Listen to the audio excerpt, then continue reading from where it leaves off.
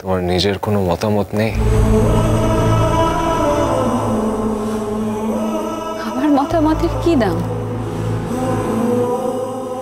একবার বিয়ে করে নিয়ে চলে গেলে আমি কি আর আসতে পারবো? আমি দেখতে পারবো না।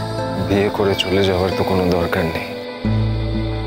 বিয়ের পর তো এখানেই থাকতে পারো। আমাদের বিয়ে হয়ে যাওয়ার পর চলে যাবে। এতদিন থেকেছো যখন, আর কটা দিন থেকে যাও না। তাছাড়া গরিমা তো তোমার দিদি হয়।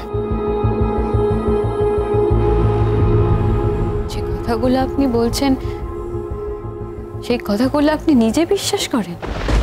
আমি বুঝলাম না। না, বলছি এই এই যে আপনি বললেন গরিমা দিদি আমার দিদি হয়, হ্যাঁ সম্পর্কের খাতিরে আমার দিদিই হয়, কিন্তু দিদি হয় বলেই আমাকে থাকতে হবে এরকম কোনো বিশ্বাস আপনার আছে? এই সম্পর্কটা কি আপনি বিশ্বাস করেন? আমি বলছি,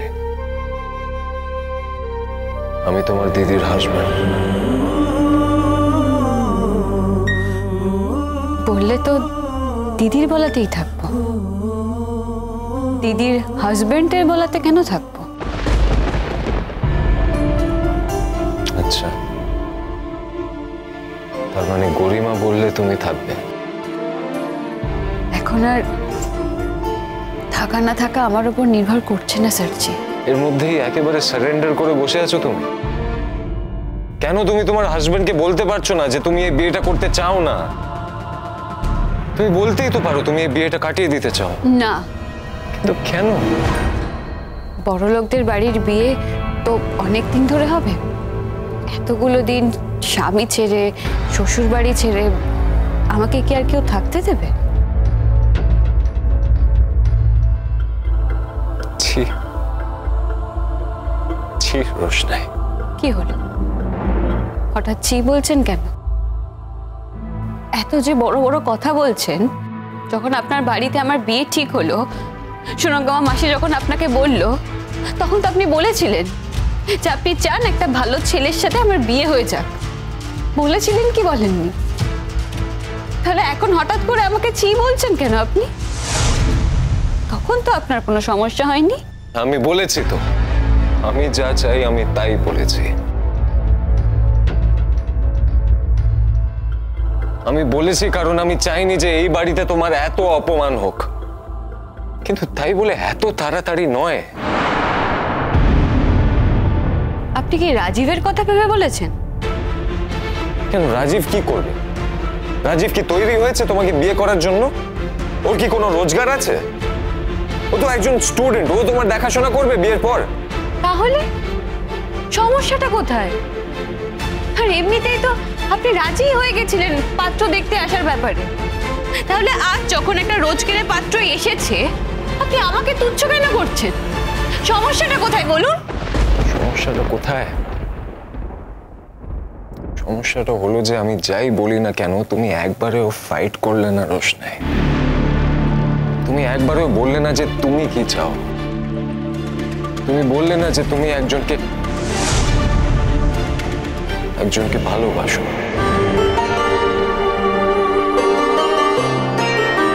তুমি তাকে বিয়ে করতে চাও।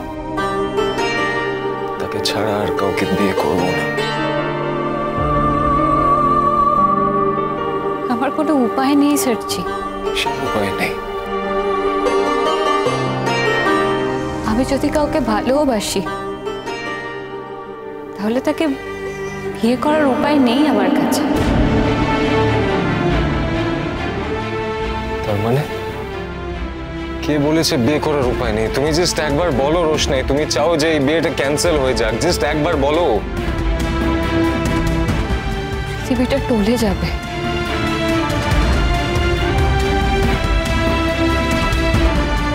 আমি বুঝলাম না। বললাম তো,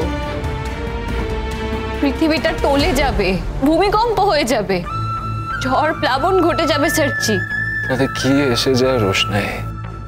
ভালোবাসার জন্য মানুষ অনেক কিছু করে।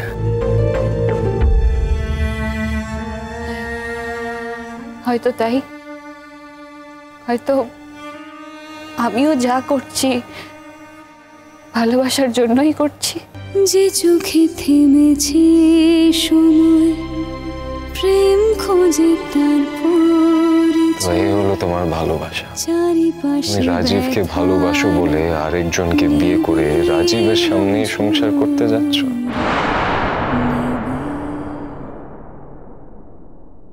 স্যারজি, আমার জীবনটা আমার, আপনি আমার জীবন নিয়ে আর এত মাথা ঘামাবেন না। সত্যি কথা বলতে বিয়ে যখন ঠিক হয়েই গেছে। একজন বিশ্বাসঘাতক রোশনাই, তুমি আনফেথফুল। কি বললেন? আমি বিশ্বাসঘাতক? আমি যেরকম আমি সেরকমই থাকতে চাই। আপনার কি এসে যায় তাতে? আমার মতন একজন কাজের লোককে নিয়ে আপনি মাথা ঘামাতে যাচ্ছেনই বা কেন? মাথা ঘামাতে যাচ্ছি কারণ তোমার জন্য আমি অনেক কিছু করেছি, তাই আমার খারাপ লাগছে যে আমি একটা ভুল মানুষের জন্য এত কিছু করলাম। আমি তো আপনাকে করতে বলিনি। আপনি যা করেছেন নিজের ইচ্ছে করেছেন। আপনি নিজের ইচ্ছে যখন করেছেন তখন তার দায়টা আপনার। আপনি যা যা করেছেন প্রত্যেকটা বার আমি আপনাকে আপত্তি করেছি। আপনি বলুন আমি করেছি কি করিনি? তাহলে আপনি যখন যা করেছেন নিজের ইচ্ছে করেছেন তার দায়টা আমার উপর কেন চাপাচ্ছেন আপনি? প্লিজ এরকম ব্লেম আমাকে দেবেন না। প্লিজ আমাকে আপনি কথা শোনাতে আসবেন না স্যারজি। হ্যাঁ, বুঝতে পেরেছি। পাত্র এসে দেখে গেছে তাতেই এত জোর। বিয়ে হয়ে গেলে তো হয়েই গেল। হ্যাঁ, বিয়ের পর স্বামীর জোর তো আমার জোর হবেই। তাতে আপনার অসুবিধে কোথায়? আপনার জোরে আপনার স্ত্রী জোর খাটাবে না? আপনার বেলায় নিয়মটা একরকম আর আমার বেলায় নিয়মটা একরকম। এরকমটা হয় নাকি স্যারজি? পারলে এই 4 দিন সময় আমি বিয়ের জন্য দিতাম না, তার আগেই বিয়েটা করে নিতাম। উপায় নেই, তাই করছি।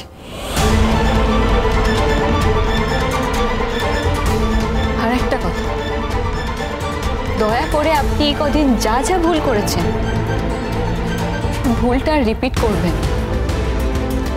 কোনো রকমে বিয়েটা করুন স্যারজি। আমার বিয়েতে কোনো ধুমধাম করার কোনো দরকার নেই। আমি চাই না আমার বিয়েতে কোনো ধুমধাম হোক। তুমি কি চাও না চাও, মাই ফুট। আমাদের বাড়িতে আছো যখন, আমাদের নিয়ম অনুযায়ী তোমার বিয়েটা হবে। আমাদের একটা প্রেস্টিজ আছে, আর আমরা যে আমাদের বাড়ির কাজের মেয়েকেও সম্মান দিয়ে বিয়ে দেওয়াচ্ছি এটাও প্রমাণ করার দরকার।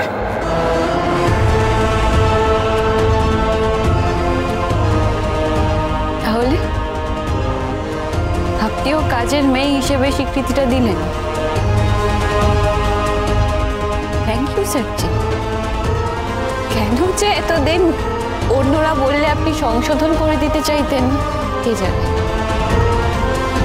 আসলে আপনার মনে মনেও তো আমি কাজের মেয়ে হিসেবেই আছি, তাই না স্যারজি? কাজের মেয়েকে কাজের মেয়ে বলবো না তো কি বলবো?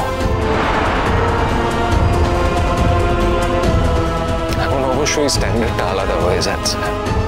এক ব্যবসায়ের বউ বলে কথা, এখন কি আর কাজের মেয়ে বলা যাবে? বাহ, আপনাদের জীবনে ভালো কিছু হতে পারে, আমি তাতে আনন্দ করতে পারি।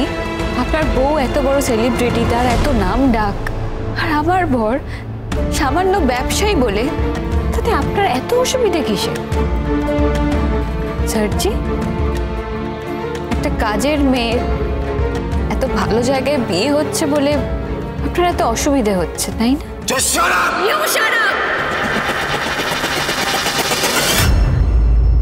অনেকক্ষণ থেকে আপনি আমাকে হিউমিলিয়েট করে যাচ্ছেন।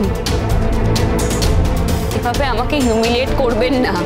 ফার্দার যদি আপনি আর এখানে একটাও কথা বলেছেন আমি চিৎকার করে সবাইকে বলে দেব যে সকালবেলা উঠে আপনি আমাকে ইরিটেট করছেন।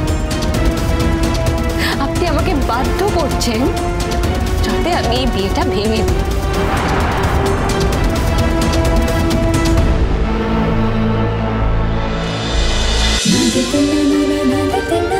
रोशनाई।